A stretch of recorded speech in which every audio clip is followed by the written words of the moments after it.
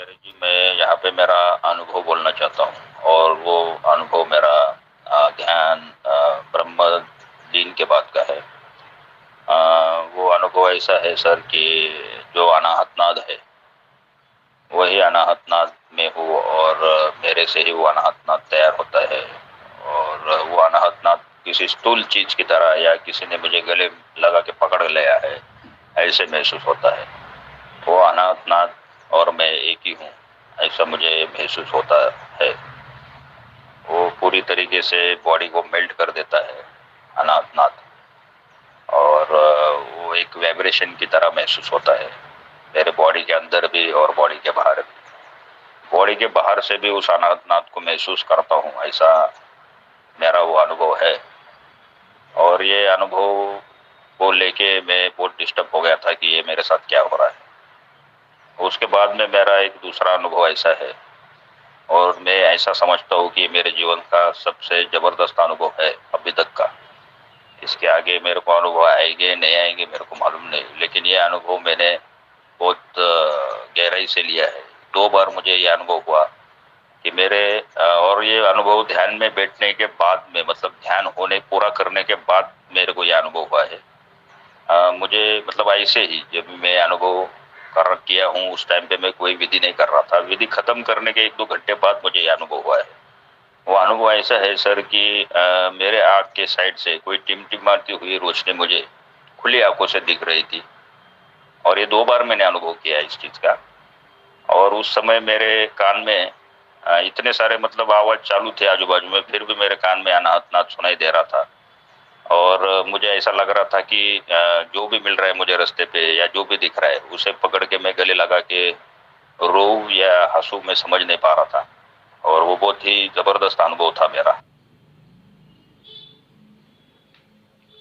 प्रणाम आपको। अपनी बात शुरू करने से पहले एक बात बताऊं, उसे जरूर अच्छे से समझें, सभी साधक समझें। आज तक हमें जो बताया गया है वो पूरा सत्य नहीं है। हमें बताया गया कि तुम समाधिस्थ हो जाओगे, अहंकार के पार हो जाओगे, अहंकार से हट जाओगे, अहंकार मिट जाएगा। हमें ये बताया गया है, मगर ये तुम्हारे साधना का और ये तुम्हारे मार्ग का सत्य नहीं। ध्यान रखना इसे। तुम समाधिस्थ हो भी जाओ तो भी अहंकार पैदा हो जाता है, तो भी सूक्ष्म रूप से अहंकार फिर दोबारा पैदा हो जाता है। मन मरता नहीं है, मन फिर पैदा हो जाता है। मन का अर्थ क्या है, अहंकार का अर्थ क्या है, फिर कल्पना पैदा हो जाती है, फिर कल्पना दोबारा पैदा हो जाती है। क्योंकि क्यों कल्पना पैदा हो जाती है, इसे ध्यान से सुनो, बहुत ध्यान से सुनो। ठीक ठीक समाधिस्थ होने से पहले मन कई बार तुम्हें समाधिस्थ दिखाता है। समझना, ये सारी बातें हमें बताई नहीं जाती। हमें बताया जाता तुम समाधिस्थ हो गए, हम भी समझते हैं हम समाधिस्थ हो गए, और फिर कुछ समय बाद अहंकार पैदा हो जाता है, मन पैदा हो जाता है। ठीक ठीक समाधि जब तुम्हें घटती है तो वो घटना कुछ और होती है। उससे पहले मन तुम्हें कई बार समाधि की घटनाएं घटाता है, कई बार तुम्हें गुमराह कर देता है, और उसमें तुम बैठ जाते हो, और फिर तुम्हारा अहंकार जागता है, फिर तुम्हें बहुत कुछ लगता है, और फिर तुम गुरु को छोड़ के भाग जाते हो। समझना, परमात्मा तक पहुंचने के लिए बहुत सारे बैरियर लगे हुए हैं।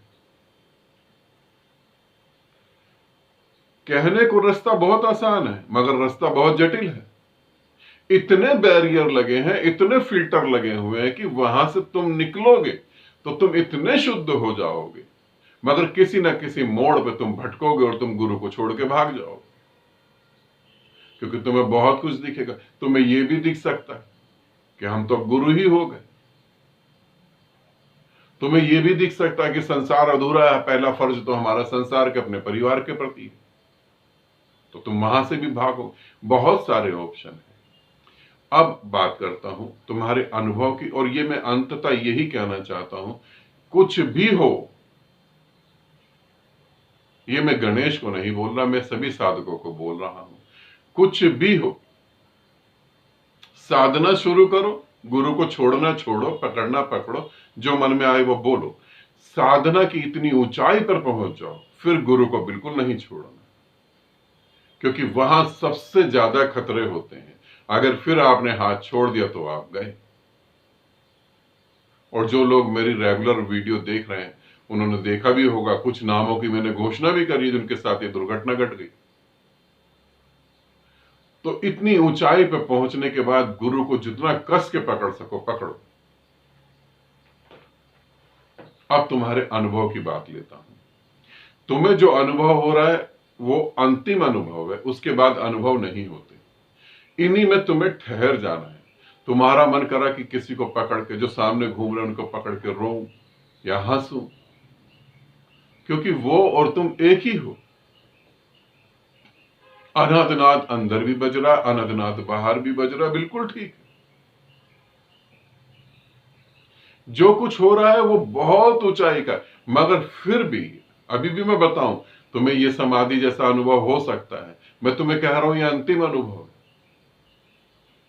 अनुभव के भी पार जाना है। जब मैं किसी व्यक्ति को, किसी साधक को कहता हूं कि ये शून्य की स्थिति है, तुम शून्य हो गए हो, तब भी तुम जो है रुकना नहीं, तब भी रुकना नहीं। तुम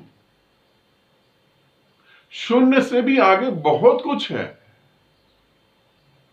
जब मैं कहता हूं ये समाधि की अवस्था, तब भी रुकना नहीं, समाधि से भी आगे बहुत कुछ है।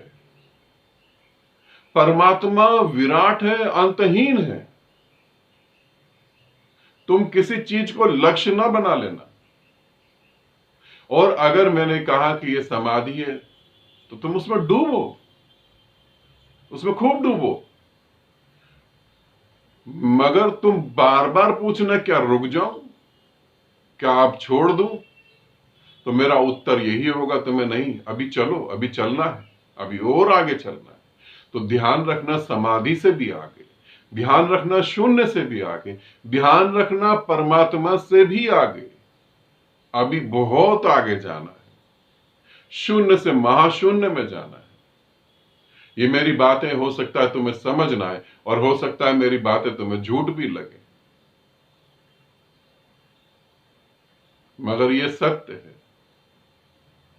अभी जो हो रहा है उसमें डूबो, पूरी तरह से डूब जाओ, फिर और आगे चलना है। अभी यात्रा खत्म नहीं होती, यात्री खत्म हो जाता है। ध्यान रखना, यात्रा कभी खत्म नहीं होती, यात्री खत्म हो जाता है। प्रेम कभी मिटता नहीं, प्रेमी मिट जाते हैं, प्रेम कभी नहीं मिटता। और मैं तुम्हें बताऊं, तुम परमात्मा हो। तुम्हें ये सीधे सीधे मैं बता रहा हूं, तुम परमात्मा हो। जब तक पूर्णता अपने को उस महसूस ना करो, जब तक पूर्णता परमात्मा हो ही ना जाओ, तब तक ठहरना बिल्कुल नहीं।